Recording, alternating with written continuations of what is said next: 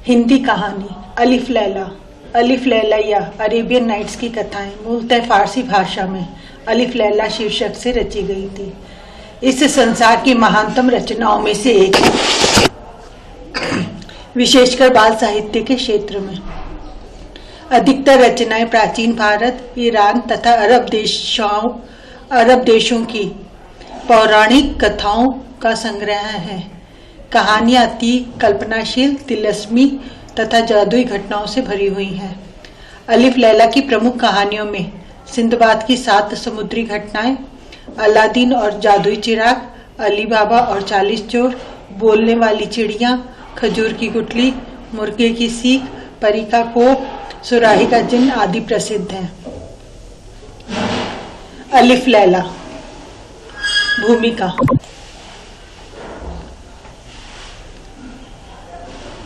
सहस्र रजनी चरित्र, जो अब भी भारत में अपने अरबी नाम अल्फ लैला के प्रचलित बिगड़े हुए रूप अलिफ लैला के नाम से अधिक जाना जाता है, वास्तव में लोक कथाओं का ऐसा संग्रह है जिसकी लोकप्रियता का मुकाबला पंचतंत्र की कथामाला के अलावा और कोई कथामाला नहीं कर सकती। अरबी साहित्य इतिहास के लेखक प्रोफेसर A. निकलसन के कथनानुसार यूरोप वासियों में कुरान से भी अधिक जिस अरबी साहित्य को जाना जाता है वह अल्फ लैला ही है। अरबी में अल्फ का अर्थ है 1000 और लैला का अर्थ है रात। इस लिहाज से इस कथामाला का हिंदी नाम सहस्र रजनी चरित्र बहुत उपयुक्त अनुवाद है। प्रोफेसर निकलसन ने 10वीं शताब्दी ईस्वी के अरब लेखक और इतिहासकार मसऊदी के हवाले से कहा है कि अल्फ लैला की कथामाला का आधार फारसी की प्राचीन कथामाला हजार अफसाना है। अल्फ लैला की कई कहानियां जैसे मछुआरा और जिन्न, कमरूद, जम्मा और बदौरा आदि कहानियां सीधे हजार अफसाना से जैसी की तैसी ली गई हैं। निकलसन के अनुसार सबसे अधिक कल्पनाशील कथाएं यही हैं। शेष कहानियां जो अरब स्रोतों में आई हैं उनमें हास्य जनित मनोरंजन का तत्व अधिक है। निकलसन और मसऊदी का अपना एक विशेष दृष्टिकोण हो सकता है। मेरे विचार से जिससे इन लोगों ने कल्पनाशीलता का नाम दिया है वह जादू टोने के बल खड़ा हुआ कल्पना का महल है। जिन अरब स्रोतों की कहानियों को इन लोगों ने हास्यात्मक मनोरंजन कहा है, मेरे विचार से वे आधुनिकता के अधिक समीप हैं। यह सही है कि उनमें मानव मन की किन्हीं गहराइयों के दर्शन नहीं होते, किंतु उनमें मिलने वाले उन्मुक्त वर्णन से हमें तत्कालीन समाज की जो झलकियां मिलती हैं वे उस समय के सामाजिक जीवन और सामाजिक मान्यताओं का अच्छा दिग्दर्शन कराती हैं। मैं इस पर बाद में कुछ कहूंगा। यहाँ मुझे सिर्फ यही कहना है कि जादू टोने का सहारा पुराने कथाकार केवल इसलिए लिया करते थे कि स्वाभाविक वातावरण में श्रोताओं की कौतूहल को कायम रख सके। ऐसा मालूम होता है कि पुराने ईरानी कथा साहित्य का लगभग पूरा आधार ही जादू टोने पर स्थापित है। फिरदौसी के शाहनामे में, जिसे एक प्रकार से प्राचीन ईरान का इतिहास कहा जा सकता है, अच्छे खासे अनुपात में अलौकिक बातें पाई जाती हैं, जैसे जुहाग के कंधों पर सांप निकल आना, रुस्तम के पिता जाल का एक काल्पनिक पक्षी सीमुर्ग द्वारा पालन पोषण, रुस्तम की देवों राक्षसों से लड़ाइयां आदि। हजार अफसाना की आधार कथा वही है जो अल्फ लैला में ज्यों की त्यों ले ली गई है। यह कथा है, एक बादशाह अपनी रानी के व्यभिचार को देखकर संन्यास ग्रहण का निर्णय लेता है और इस निर्णय को तभी बदलता है जब उसे और उसके भाई को एक जिन्न की रक्षिता स्त्री अपने साथ संभोग करने के लिए विवश कर देती है। इसके बाद वह बादशाह वापस आकर रानी को मरवा देता है और बाद में यह नियम बना लेता है कि रोज शाम को एक कन्या से विवाह करे और अगली सुबह उसे मरवा दे। अंत में उसी के मंत्री की बेटी बादशाह से विवाह करती है और 1000 रातों तक मनोरंजक कहानियां कहकर अपनी मृत्यु टालती रहती है। और इस काल के अंत तक बादशाह का हृदय ऐसा बदल जाता है कि वह न केवल मंत्री कन्या को जीवित रहने देता है बल्कि अपना रोज शादी कर अगली सुबह रानी को मरवाने का नियम भी छोड़ देता है। कुछ कहानियों में विशेषतः उनमें जो खलीफा हारून रशीद के नाम से जुड़ी हैं, इतिहास और जादू टोने को ऐसी दिलचस्प सूरत में मिला दिया गया है जिसमें आम लोगों की कहानी में दिलचस्पी बढ़ जाए। हारून रशीद 787 ईस्वी में खलीफा बने और 808 ईस्वी में मर गया। उसने वजीर जाफर बर्मकी को 783 ईस्वी में अपना पूर्ण विश्वस्त बनाया और 803 ईस्वी में मरवा भी दिया। लेकिन अल्फ लैला के कथाकारों के लिए हारून के काल का यही 7-8 साल का जमाना सबसे अधिक महत्वपूर्ण है। निकलसन की कथा अनुसार अल्फ लैला की अंतिम कथाओं की रचना मिस्र के ममलूक खलीफाओं 1250-1517 ईस्वी 1250-1517 ईस्वी के काल में हुई है। स्पष्ट है कि अंतिम कहानियों ही में जो हारून रशीद के 400-500 बरस बाद रची गई हैं, हारून का उल्लेख है। यह भी संभव है कि इस काल में पुरानी कथाओं को और रोचक बनाने के लिए उनमें हारून रशीद जोड़ दिया गया हो। बहरहाल ये कहानियां लोक कथाओं के अलावा कुछ नहीं है। प्राचीन काल ही से मुस्लिम इतिहासकार इतिहास रचना कर रहे थे, किंतु लोक कथाकारों को इससे कुछ लेना देना न था। इतिहासकारों ने हारून की विलासप्रियता से इनकार नहीं किया है, किंतु उन्होंने बहुत अधिक जोर उसकी शासन कुशलता, विद्या प्रेम और न्यायप्रियता पर दिया है। वैसे अपने कृत्यों में हारून बहुत न्यायप्रिय साबित नहीं होता, न वह बहुत गंभीर प्रकृति का आदमी ही मालूम होता है। लोक कथाकारों को उसके विद्या प्रेम और कला प्रेम से इतना ही सरोकार है कि वह संगीतज्ञों को प्रश्रय देता था। उसकी न्यायप्रियता से उन्होंने केवल उसकी वेश बदलकर बगदाद का मुआयना करने का तत्व ही लिया है, किंतु ऐसी हालत में भी वह न्याय तो बाद में और वह भी कभी कभी करता है। पहले तमाशा देखता है और तमाशों में भाग लेता है, यहाँ तक कि कभी कभी अपमानित भी होता है। हारून रशीद की बड़ी बेगम जुबैदा थी। वह ऐतिहासिक तथ्य है, किंतु अल्फ लैला में हारून से संबद्ध पहली कहानी में जुबैदा का जो वर्णन किया गया है, उसमें वह विवाह के पहले अच्छी खासी जादूगरनी के रूप में उभरती हैं, जिससे एक बार खलीफा की जान को भी खतरा पैदा हो जाता है।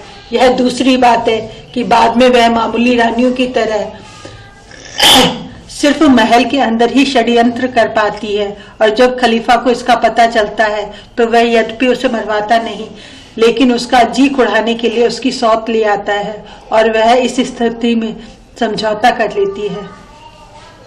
ऐतिहासिक तथ्य इससे बिल्कुल अलग है। जुबैदा का विवाह राजघरानों के साधारण विवाहों जैसा ही था। उसे महल के अंदर दासियों के विरुद्ध षड्यंत्र करने की फुर्सत ही नहीं थी। वह शासन के संचालन में भी अपना प्रभाव रखती थी। जाफर बर्मकी को हारून ने उसी के भड़काने से मरवाया था। जाफर को प्राणदंड दिए जाने का अल्फ लैला में कहीं उल्लेख नहीं है। इस ठेठ राजनीतिक घटना से कहानी की लोकप्रियता, रोमांचकता खत्म हो जाती।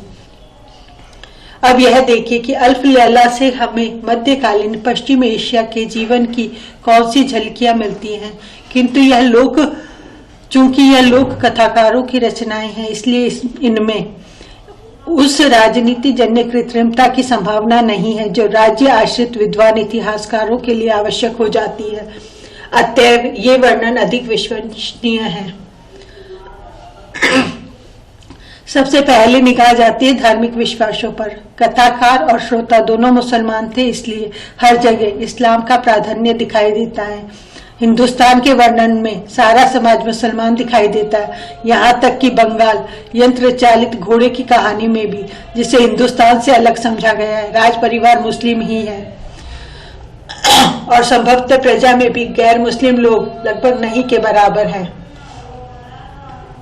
हाँ, श्रीलंका में सिंधबाद की कथा तथा एक आध जगह और मूर्ति पूजकों का उल्लेख जरूर मिलता है। ज्ञातव्य बात यह है कि इन कहानियों में अरबों तथा मूर्ति पूजक लोगों में कोई संघर्ष नहीं दिखाई देता। इसका एक संभव कारण दक्षिण भारत में अरबों का प्रवास हो सकता है। उत्तर भारत में मुस्लिम आक्रमण तुर्किस्तान और अफगानिस्तान से ही हुए, जिनका अरब मानस पर संभवतः कोई प्रभाव नहीं पड़ा। दोनों जातियों में राजकीय स्तर पर सही पूर्ण सहयोग और सौहार्द दिखाई देता है। कहानियों के मुसलमान नायकों का धार्मिक संघर्ष केवल अग्नि पूजकों से होता है।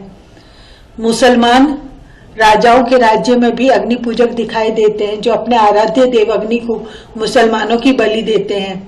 और तारीफ की बात यह है कि मुसलमान शासकों को इसका पता भी नहीं चलता, क्योंकि ये अग्नि पूजक यह काम बहुत गुप्त रूप से करते हैं।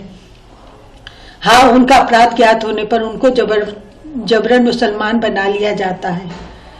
अग्नि पूजक उस काल में केवल जरथुस्त्र मतावलंबी पारसी ही थे। उक्त धर्म में नरबलि का कहीं विधान नहीं है। यह बात जरूर है कि 13वीं-14वीं ईस्वी शताब्दी में अग्नि पूजक जहां भी थे, वे मुसलमानों को, जिन्होंने उन्हें अपना देश छोड़ने को विवश किया था, बहुत ही नापसंद करते थे और उनसे कोई सामाजिक संबंध नहीं रखना चाहते थे। यह भी याद रहे कि सारी धार्मिक कट्टरताओं के बावजूद ईसाइयों और यहूदियों के मुसलमानों से व्यवहारिक संबंध थे और ये लोग मुसलमानों के बीच घुल मिलकर रहते थे। मुसलमान भी अन्य धर्मावलंबियों की अपेक्षा ईसाइयों और यहूदियों को उनके एकेश्वरवाद और दैवी ग्रंथ पर विश्वास, अहले किताब होने के कारण अधिक क्षम्य समझते थे। अग्नि पूजकों को इसी अलगाव के कारण आम मुसलमानों ने अपनी कल्पना में बहुत नीची जगह दी थी और उनकी दुष्टता की कहानियां गढ़ ली थी। हबशियों का जहां भी उल्लेख आया है, गुलामों ही के रूप में आया है। इसमें आश्चर्य की कोई बात नहीं है। 19वीं शताब्दी के मध्य तक अफ्रीका वासियों को सारे संसार में इसी रूप में देखा जाता था। साथ ही उन्हें बड़ा ओछा भी दिखाया गया।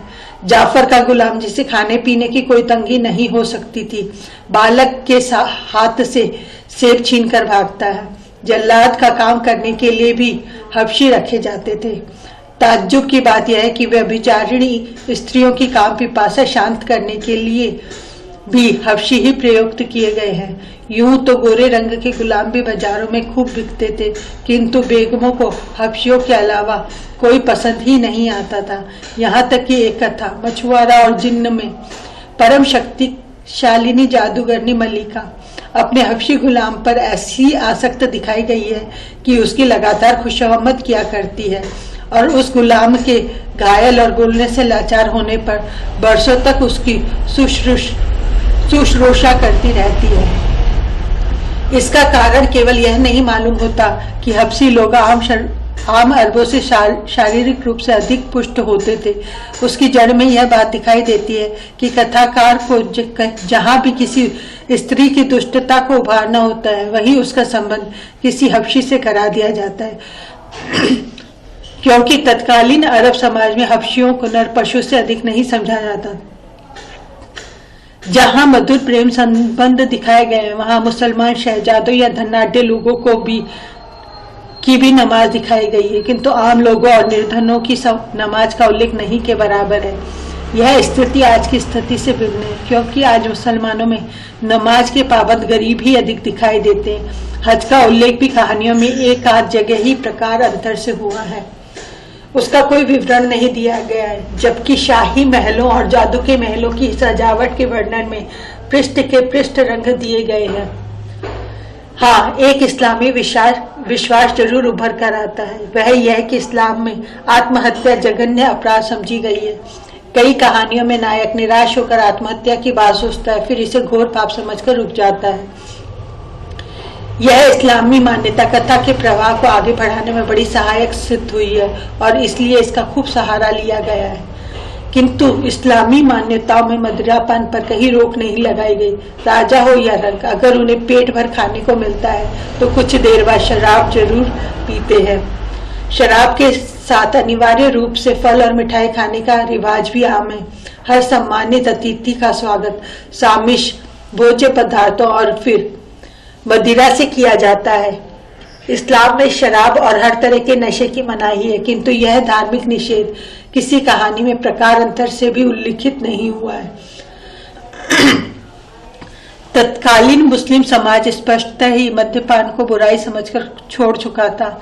इसी तरह कहीं हंसी खुशी का मौका नाच गाने के बगैर नहीं होता। बादशाहों और खलीफाओं के यहाँ तो यह दैनिक कार्यक्रम में शामिल है ही। आम लोग भी जहाँ खुशी मनाते हैं वहाँ नाच गाना जरूर होता है और इस सिलसिले में इस बात का जिक्र तक नहीं होता कि इस्लाम ने नृत्य, संगीत, कविता, ईश भक्ति के काव्य के अतिरिक्त आदि का निषेध किया है। सामाजिक प्रतिष्ठा के प्रथम सोपान पर स्वभावतः ही बादशाह, शहजादे और वजीर दिखाई देते, लेकिन उसके बाद व्यापारियों ही का नंबर आता है। बड़े व्यापारी, विशेषतः जौहरी तो अति प्रतिष्ठित है ही, मामूली व्यापारी भी और लोगों से अधिक प्रतिष्ठित है। इसे मध्य पूर्व के सारे सामाजिक जीवन की विशेषता समझना चाहिए। समुद्री व्यापार का महत्व स्थल मार्ग के व्यापार से भी अधिक है, जहाँ जहाजों के कप्तान बादशाहों की दृष्टि में भी प्रतिष्ठित है। व्यापारी वर्ग को अतिशय ईमानदार माना गया है। वे लोग बरसों बाद भी खोए हुए व्यक्ति की धरोहर ज्यों की त्यों वापस कर देते हैं और मालिक के आग्रह करने पर भी उसमें से थोड़ा सा हिस्सा भी नहीं लेते। एक कहानी में धरोहर को हथियाने वाले व्यापारी को दिखाया गया है, किंतु उसकी घोर दुर्दशा भी दिखाई गई है। इसके विरुद्ध पुलिस वालों और अन्य राज कर्मचारियों को कहीं भी ईमानदार नहीं दिखाया गया। वे तभी तक ईमानदारी से काम करते हैं जब तक तात्कालिक दंड का डर रहता है। इस वर्ग का चरित्र और प्रतिष्ठा व्यापारी वर्ग से बिल्कुल उल्टी दिखाई देती है। बाद के जमाने की ईरान की कहानियों और नाटकों में भी व्यापारी वर्ग को राज कर्मचारी वर्ग से कहीं अधिक प्रतिष्ठित दिखाया गया है। यह मान्यता भारत के सामंती काल के समाज की मान्यताओं से बिल्कुल उल्टी है। हाँ, सारे संसार के सामंती समाजों की भांति मध्य पूर्व के सामंती समाज में भी मजदूरों, हस्तशिल्पियों आदि का मान बहुत कम है, यानी गुलामों से कुछ ही अधिक है। प्राकृतिक तथा अन्य दृश्यों में पहाड़ों, नदियों, वनों आदि का उल्लेख तो हर देश की कथाओं में है, किंतु अल्फ लैला में जिस प्रकार से हर कहानी में बाघों, नहरों और पालतू जानवरों और चिड़ियों का वर्णन है, उससे यह मालूम होता है कि ये चीजें उस जमाने में वहां आम लोगों की पहुंच के अंदर थी, यानी वे लोग इन चीजों के बारे में इतना जानते थे कि उनके विशद वर्णन से आनंद उठा सके। शहरों की सूरत ऐसी ही दिखाई देती है जैसे मध्य युग में हर देश के शहरों की थी। तंग गलियों में मामूली मकानों के साथ साथ बने हुए भव्य भवन, जिनके बाहरी दरवाजों पर कोई शान शौकत नहीं दिखाई देती, इन शहरों की विशेषता है। भारत के वाराणसी तथा अन्य पुरानी बस्तियों में भी शहरों की ऐसी ही सूरत दिखाई देती है। हास्यात्मक कथाओं में हास्य अधिकतर बादशाहों और सामंतों के आम आदमी की मूर्खताओं पर हंसने या अपने मनोरंजन के लिए उन्हें बेवकूफ बनाने तक ही सीमित मालूम होता है। शिष्ट हास्य इन लोक कथाकारों की पहुंच के बाहर मालूम होता है। वास्तव में यह कथामाला किसी सर्वमान्य रूप में नहीं है। कई संग्रहों में कई ऐसी कहानियां हैं जो अन्य संग्रहों में नहीं है। ऐसा मालूम होता है कि यूरोपियनों या उनके प्रभाव में आने वाले अन्य लोगों ने ऐसी अजीब अजीब कहानियां गढ़कर इसमें शामिल कर दी हैं जो दूसरी कहानियों के मिजाज से मेल नहीं खाती। इन लोगों ने शायद यह समझ लिया है कि कोई भी कामुकतापूर्ण घटना अल्फ लैला में चल जाएगी। प्रस्तुत संग्रह में केवल सर्वमान्य कहानियां दी गई हैं, यद्यपि उनका ऐसा संक्षिप्तीकरण नहीं किया गया है जो कहानी को कथानक तक सीमित कर दे, क्योंकि लोक साहित्य का मूल्य उसके कथानक में नहीं, उसके वर्णन में निहित होता है। सरस्वती सरन कैफ। भूमिका 2, अलिफ लैला। अलिफ लैला की कहानी अरब देश की एक प्रचलित लोक कथा है जो पूरी दुनिया में सदियों से सुनी व पढ़ी जाती रही है। अलिफ लैला भारत में अपने अरबी नाम अल्फ लैला के प्रचलित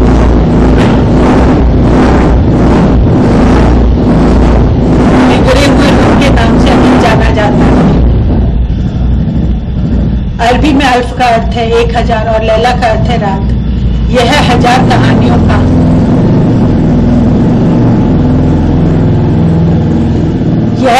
कहानियों का एक खूबसूरत गुलदस्ता है जिसमें प्रत्येक कहानियां एक फूल की तरह है। इन कहानियों में प्यार, सुख, दुख, दर्द, धोखा, बेवफाई, ईमानदारी, कर्तव्य भावनाएं जैसे भावों का अद्भुत संतुलन है, जिससे पाठकों और श्रोताओं को हमेशा लुभाया है।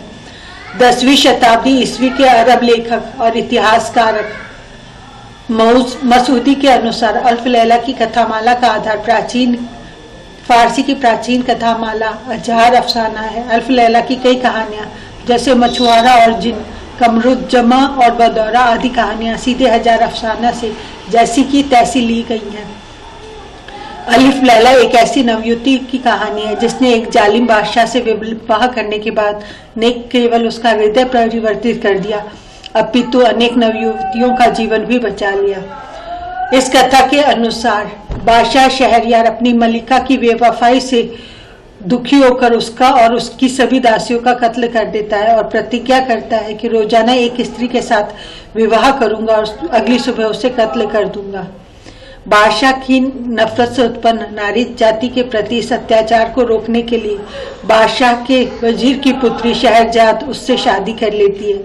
वह किस्से कहानी सुनने के शौकीन बादशाह को विविध प्रकार की कहानियां सुनाती है जो हजार रातों में पूरी होती हैं। कहानी पूरी सुनने की लालसा में बादशाह अपनी दुल्हन का कत्ल नहीं कर पाता और उसे अपनी बेगम से प्यार हो जाता है।